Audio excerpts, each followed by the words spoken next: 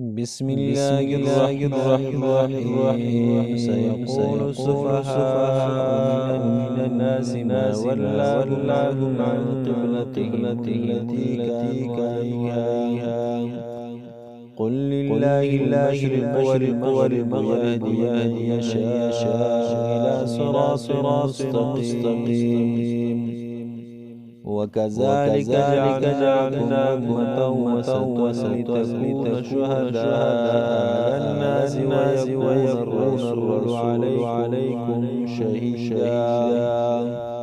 وما جعلنا القبلة التي كنت عليها إلا لنعلم من يتبع الرسول ممن ينقلب على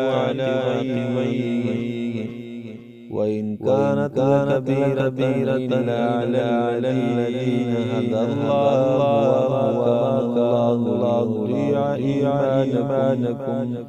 إن الله بالناس لرؤوف رحيم. دوام سفاره د سورة البقره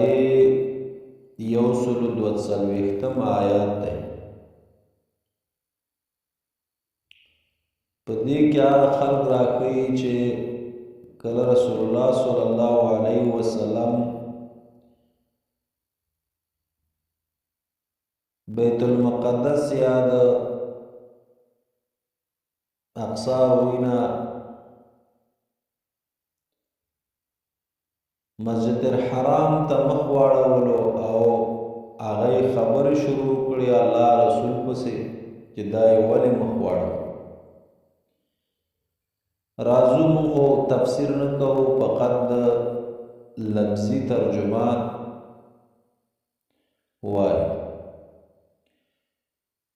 سیقولو زرده چې وبوایي سفهاء قمقلان بعقلان من الناس د خلقنا ما ولاهم چې کوم څیز وګرځول دوی عن قبلتهم دا قبلې د دوی نه التي كانوا عليها چې دوی و باغې باندې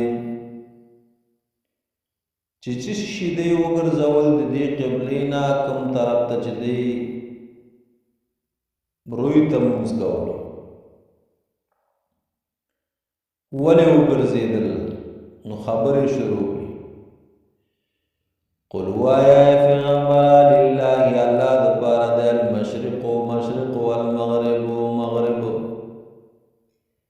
ټول طرفونه ټول جهتونه د الله د پاره دي. کوم مسلمانان چې دا مونځ کعبه ته کوي دا دې لپاره کعبه ته نه کوي الله ته کوي.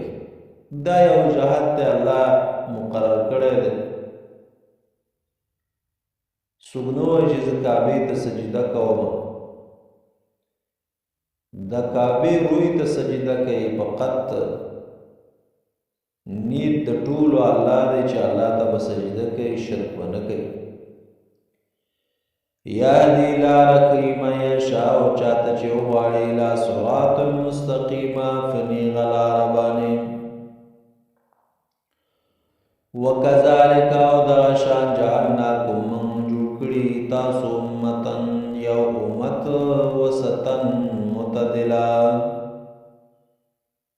مسلمانانو ته الله وایي چې تاسو ما یو امت وسط معتدل جوړ کړی یاست. نه افراط کوي نه تفرید کوي نه زیاتې کوي نه کمې کوي. چې الله او د الله رسول وایي بس هغه په ځان تطبیق کوي لکه نور عادیانو ته چې هغوی به د الله په کلام کې زیاتی او کمی کوو. لتکونه چې شئ تاسې شهداء ګواهان علی الناس په خلکو باندې ویکون الرسول او شي به رسول صلی الله علیه وسلم علیکم په تاسو باندې شهیدن ګواه. وما جعلنا ند مقرر کړي مونږه قبلة التي قبلا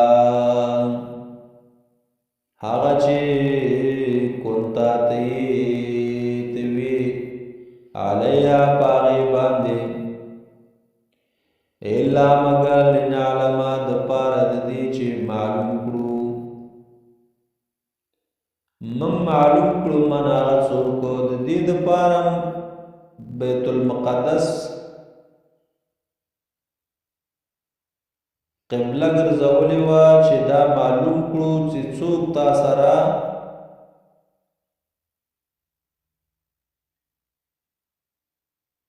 ستا او د الله او د الله د رسول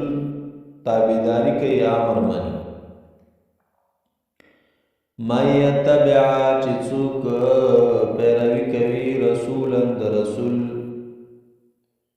ممن ينقلب لاغ کسنا چې بیرته راګرځي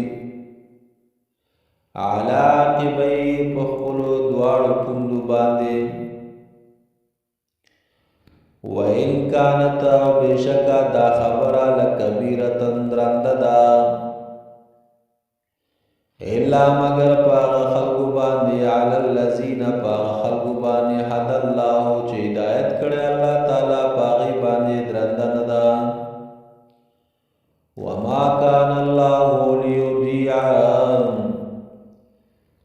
وما كان الله ليضيع او الله نزای کوي ایمانکم ستاسو ایماننا ان الله بشک الله تعالی بالناس خلق باندې لرؤفن خامخا مهربان دی ډیر مهربان دی رحیم ډیر بخښونکی دی